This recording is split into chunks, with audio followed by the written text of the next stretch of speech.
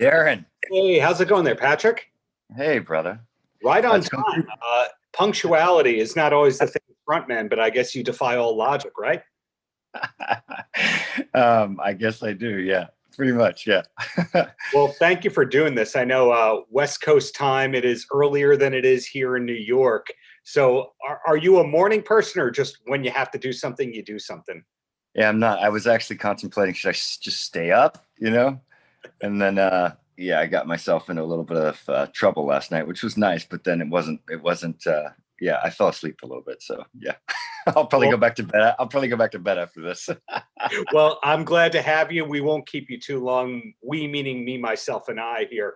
And I'll No, I'm stoked. I'm stoked to be on the show, man. Thanks so much. I've seen your list of people you've had on before, and I'm just like, wow, this is just great. too kind. That's all I got to say to that. And before I steer this into classic rock territory, what is the band up to at this very moment? And if you ask 10 different musicians that, you'll get 10 different answers as to what they're up to in the midst of COVID-19.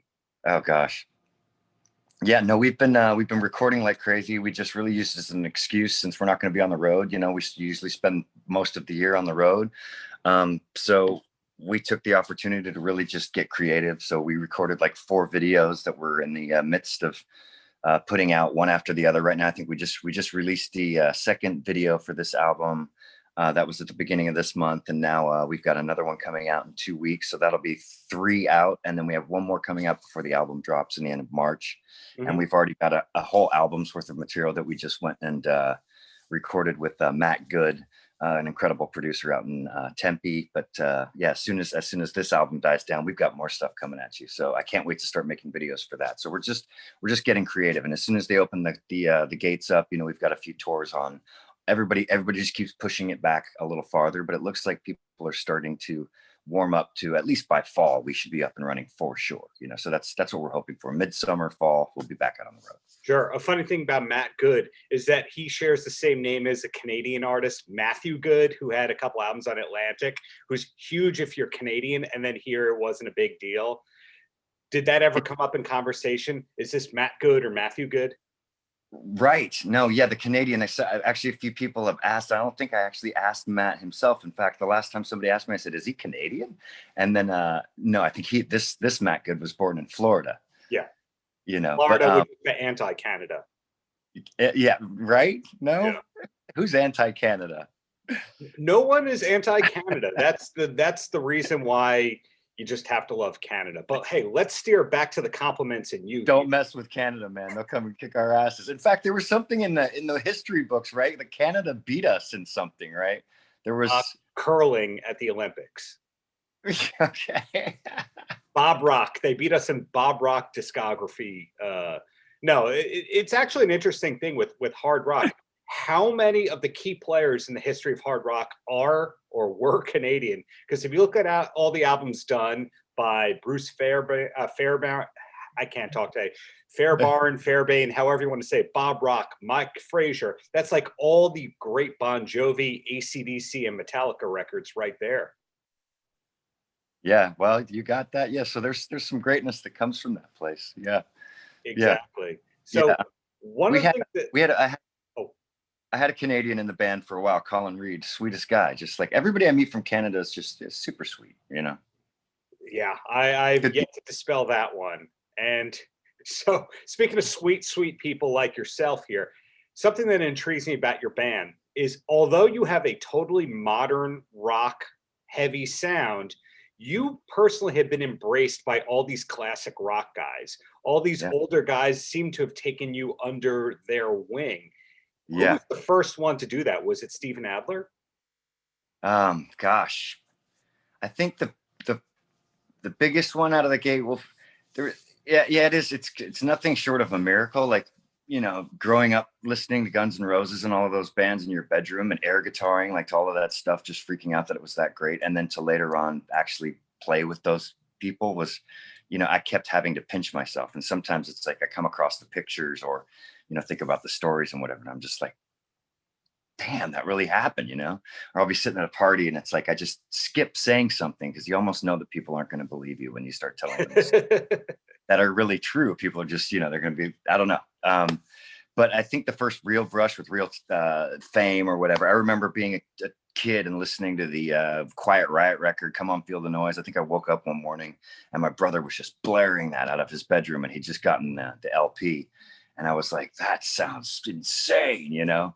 And my band Aces and Eights was playing at the Key Club here in Los Angeles. Oh, yeah.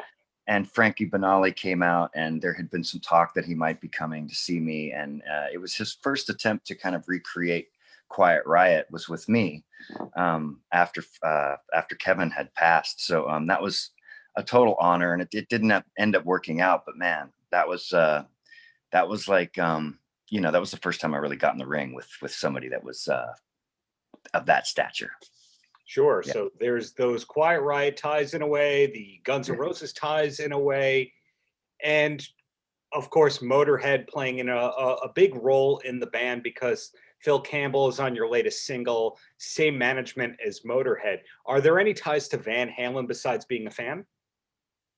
Jeez, you know, not indirectly maybe, but yeah, not so much. I never really came in contact with them. It's funny you brought up Lemmy, because I guess that should have actually been my first brush with super famous people. But it's funny, I don't even chalk that one up. It's like it was more of a roadie situation and an experience. But yeah, it did lead to actually Lemmy was the one that kicked down a lot of the doors to get me into my professional career and really give Budderside its name and get it out there.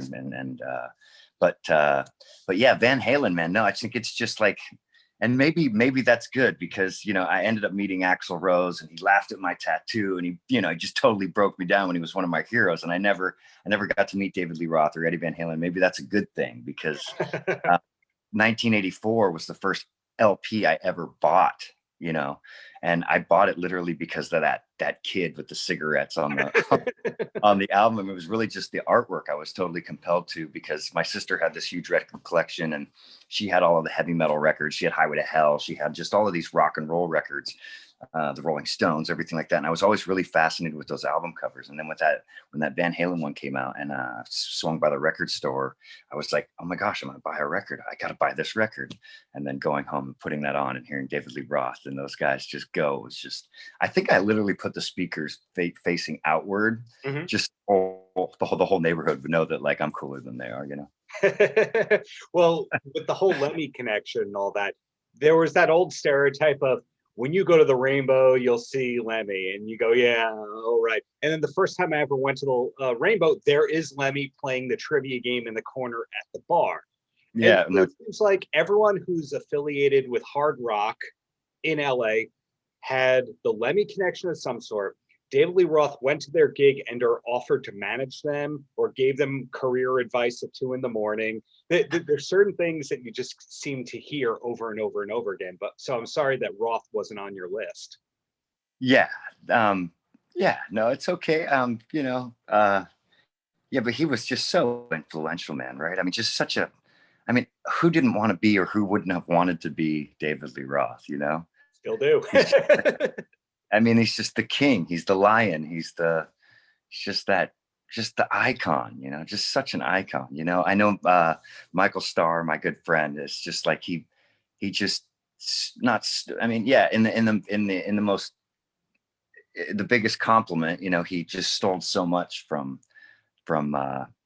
David, and Michael Starr is one of the best frontmen I've ever known, you know. But David Lee Roth, definitely probably the number one frontman of all time, right?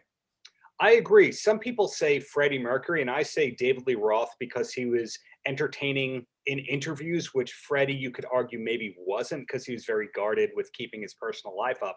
In other words, Roth is entertaining on stage, on record, and then the interviews themselves are almost like a form of artwork. Yeah. I mean, I'll agree with you. Freddie Mercury is my number one, you know, ride or die. That guy's the most influential singer of all time. But when it comes to a front man, you know what I mean? It's just like, I don't think David even cared about the singing, you know what I mean? To be honest, like, he just was the life of the party, and you couldn't get the mic away from him. And I'm sure that's how it all went down, you know? And I know all the stories, you hear all the stories about these guys growing up around here and everything like that, but it's just like, he just had that energy, you know what I mean? That charisma. So awesome. In the case of Roth, 1984 was your gateway, like it was for, it seems like everybody of a certain age. 1984 was it because you had to be. It was the number one videos on MTV and all that.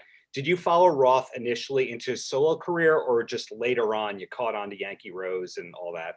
Oh, hell no. No, I watched him go straight all into that. And I was a super fan. In fact, I was more of a fan than I was to, when Van Halen went ahead and went forward with Sammy Hagar. I was one of those guys that was kind of like, I don't even know how to say it. It's just like, I was team David Lee Roth. You know what I mean? I think I was upset that those guys, like, why couldn't they work it out? You know what I mean? It's just I was just expecting to see them do so much more. And I mean, that makes even all of the stuff that they did do together even better. You know what I mean? It's just like, we cherish those things, like the Nirvana albums and everything like that. It's like, maybe if they'd gone on to do more and more and more, it would have just kind of dulled the rest of them down. And we're just so lucky to have what we got from them. So yeah, but yeah, definitely David Lee Roth, team David Lee Roth. Yeah, that can give me a donut, And that was just like, oh my God, he's so cool.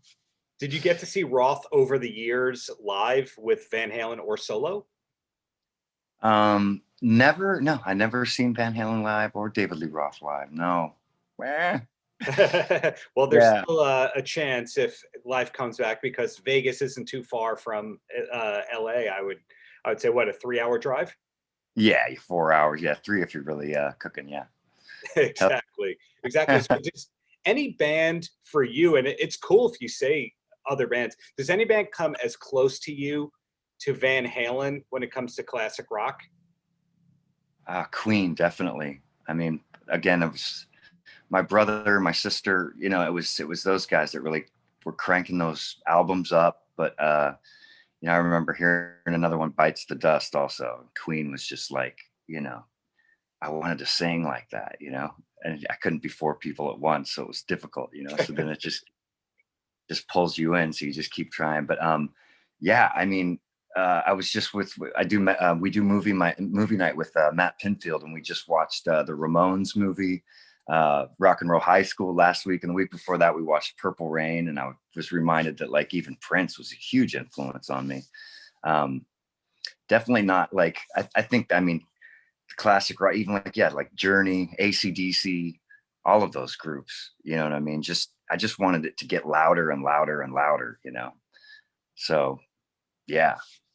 I heard recently, I didn't know this until 2 weeks ago or so, that the movie Rock and Roll High School, that Van Halen was on the short list of bands to actually play that Ramones role.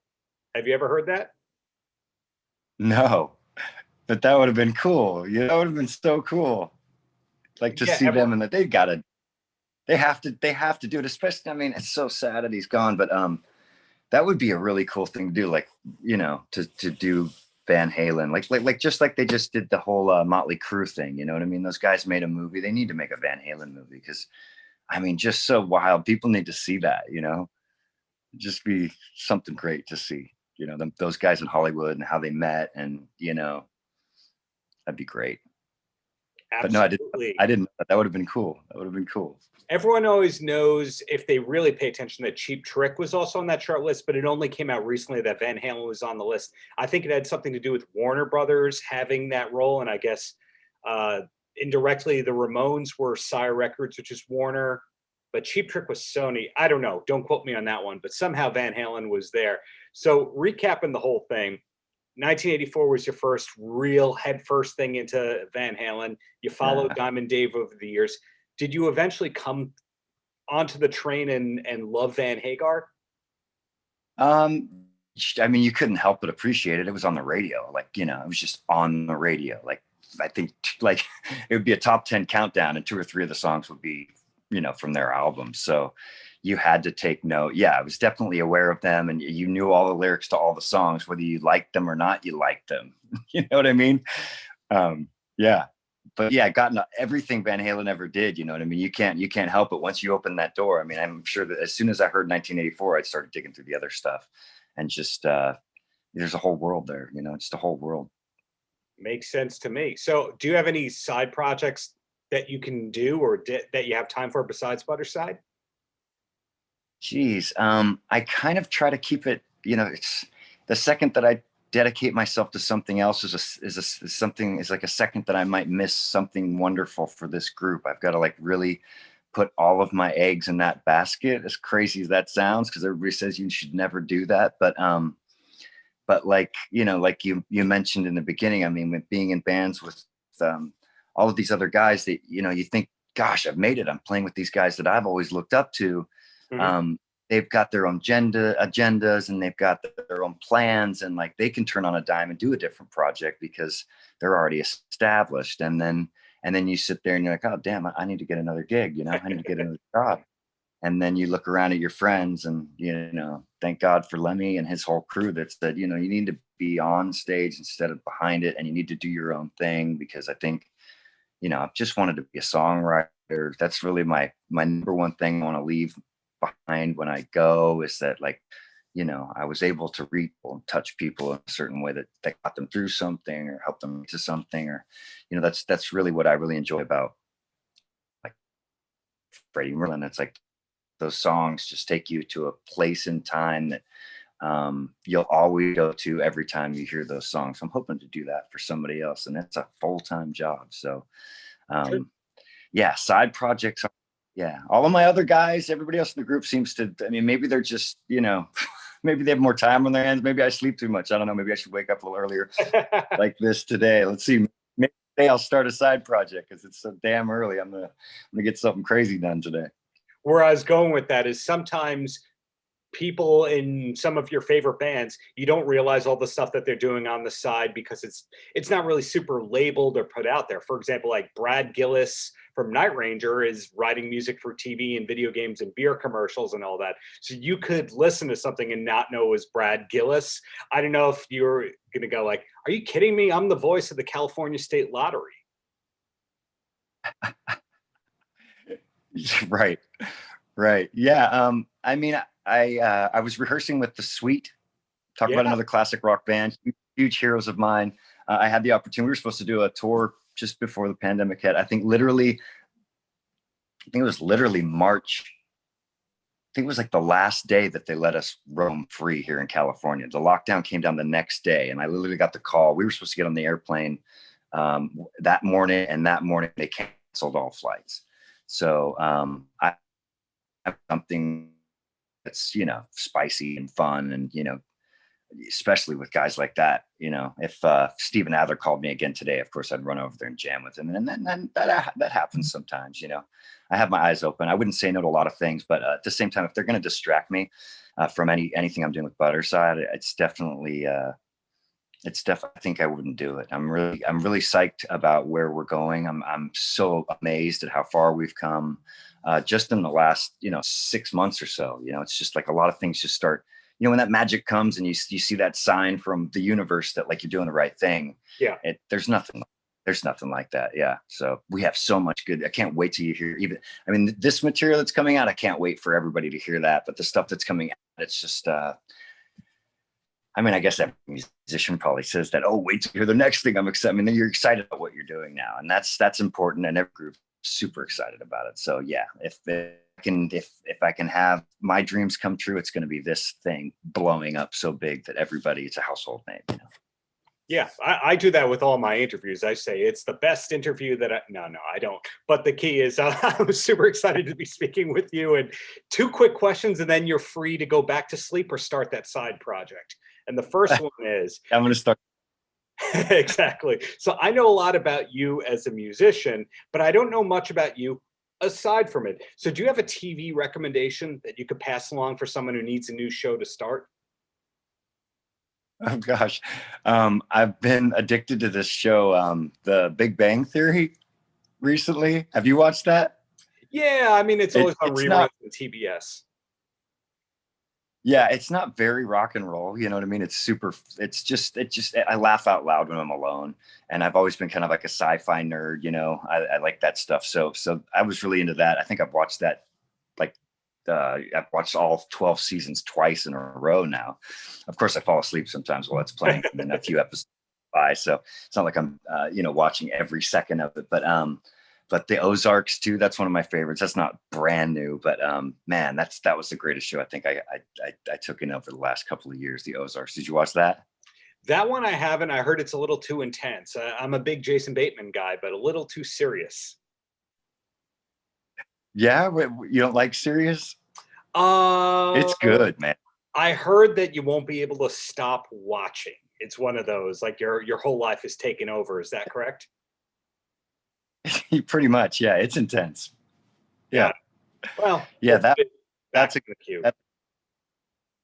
yeah, yeah. If you want a good laugh, I'd say Big Bang Theory. If you want something that's just like the Ozarks is really good. Yeah. Cool. And then my closer for you, Patrick, as somebody who, in my opinion, is doing music in a great way on a level that people are paying attention to you, you definitely have some advice out there to give. So, any last words for the kids?